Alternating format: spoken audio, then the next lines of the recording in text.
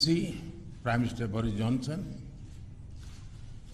distinguished delegates, media के हमारे साथी, नमस्कार।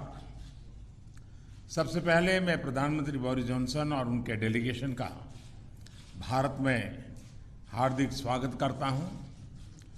प्रधानमंत्री के रूप में भले ही यह उनकी पहली भारत यात्रा है, लेकिन एक पुराने मित्र के रूप में वे भारत को बहुत अच्छे से जानते हैं, समझते हैं।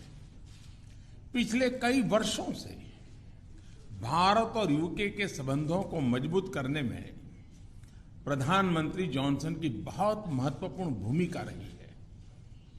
इस समय जब भारत अपनी आजादी का अमृत महोत्सव मना रहा है, प्रधानमंत्री बोरिस जॉनसन का यहां आना अपने आप में एक ऐतिहासिक पल है। और कल तो पूरे भारत ने देखा है कि आपने अपनी भारत यात्रा का शुभारंभ साबरमती आश्रम में महात्मा गांधी को श्रद्धा सुमन अर्पित करके किया। फ्रेंड, पिछले साल हमने दोनों देशों के बीच कॉम्प्रिहेंसिव स्ट्रेटेजिक पार्टनरशिप की स्थापना की थी और इस दशक में अपने संबंधों को दिशा देने के लिए हमने एक महत्वाकांक्षी रोड मैप 2030 भी लॉन्च किया था। आज की हमारी बातचीत में हमने इस रोड मैप में हुई प्रगति को रिव्यू भी किया और आगामी समय के लिए कुछ लक्ष्य भी तय किए। फ्री ट्रेड एग्रीमेंट के विषय पर दोनों देशों की टीम्स काम कर रही है। बातचीत में अच्छी प्रगति हो रही है और हमने इस साल के अंत तक एफटीए के समापन की दिशा में पूरा प्रयास करने का निर्णय लिया है। पिछले कुछ महीनों में भारत ने यूएई और ऑस्ट्रेलिया के साथ फ्री ट्रेड एग्रीमेंट का समापन किया है। उसी गति, उसी कमिटमेंट के साथ हम यूके के साथ भी एफटीए पर आगे बढ़ना चाहेंगे। हमने रक्षा क्षेत्र में सहयोग बढ़ाने पर भी सहमति व्यक्त की है। रक्षा क्षेत्र में मैन्युफैक्चरिंग, टेक्नोलॉजी, डिजाइन और डेवलपमेंट सभी क्षेत्रों में यूके द्वारा आत्मनिर्भर भारत के समर्थन का हम स्वागत करते हैं। फ्रेंड्स, भारत में चल रहे व्यापक रिफॉर्म्स हमारे इंफ्रास्ट्रक्चर मॉडर्नाइजेशन प्लान और नेशनल इंफ्रास्ट्रक्चर पाइपलाइन के बारे में भी हमने चर्चा की।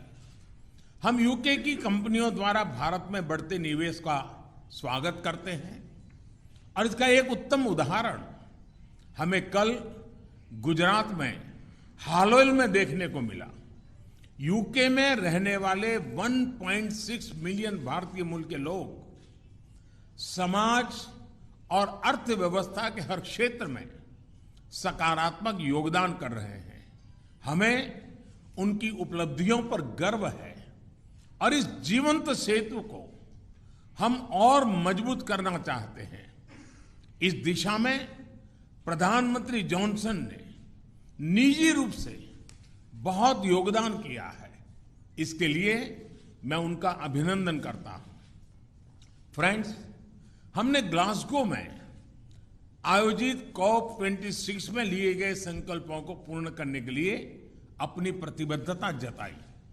आज हमने अपने क्लाइमेट और एनर्जी पार्टनरशिप को और अधिक गहन करने का निर्णय लिया।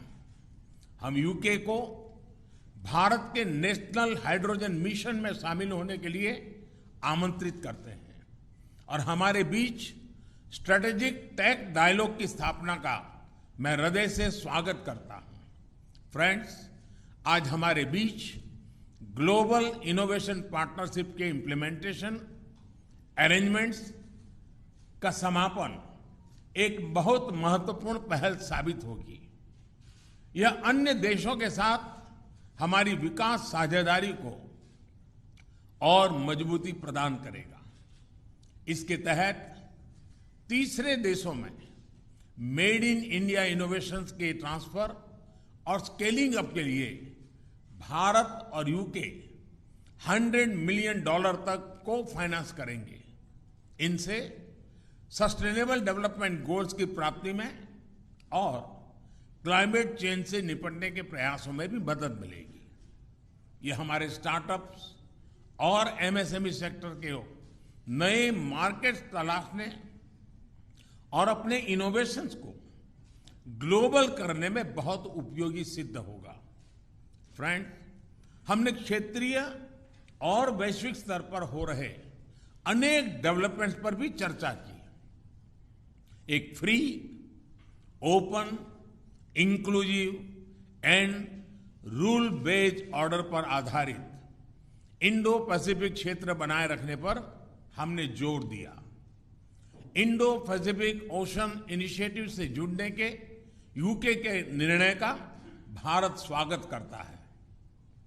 हमने यूक्रेन में तुरंत युद्ध विराम और समस्या के समाधान के लिए डायलॉग और डिप्लोमेसी पर बल दिया। हमने सभी देशों की क्षेत्रीय अखंडता और संप्रभुता के सम्मान का महत्व भी दोहराया। हमने एक पीसफुल, स्टेबल और सिक्योर अफगानिस्तान और एक इंक्लूसिव और रिप्रेजेंटेटिव गवर्नमेंट के लिए अपना समर्थन दोहराया। यह आवश्यक है कि अफगान भूमि का प्रयोग अन्य देशों में आतंकवाद फैलाने के लिए नहीं होना चाहिए। एक्सेलेंसी, आपने हमेशा भारत और यूके के संबंधों को मजबूत करने के लिए विशेष प्रयास किए हैं। इसके लिए हम आपका अभिनंदन करते हैं। एक बार फिर आपका और आपके प्रतिनिधिमंडल का भारत में हार्दिक स्वागत है। बहुत बहुत धन्यवाद।